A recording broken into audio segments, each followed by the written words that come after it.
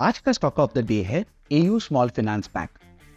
AU bank retail banking, wholesale banking, treasury operations जैसी सेवाएं प्रदान करता है।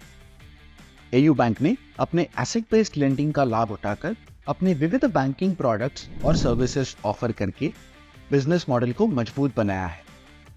नोटबंदी, जीएसटी, एनबीएफसी क्राइसिस और कोविड-19 जैसे मैक्रो हेडविंड्स के बावजूद अपने बैंकिंग ऑपरेशंस के पहले 7 वर्षों को अच्छी तरह से नेविगेट किया है।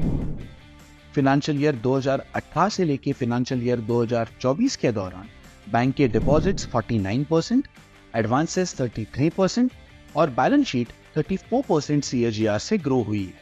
स्टॉक ऑफ द डे आपको हर दिन बेहतरीन शॉर्ट टर्म ट्रेड की अपॉर्चुनिटी प्रोवाइड करेगा। एवरी मॉर्निंग शेर खान की यूट्यूब चैनल ट्यून इन कीजिए और एक भी अपॉर्चुनिटी मिस मत कीजिए। आपका दिन शुभ हो। धन्यवाद।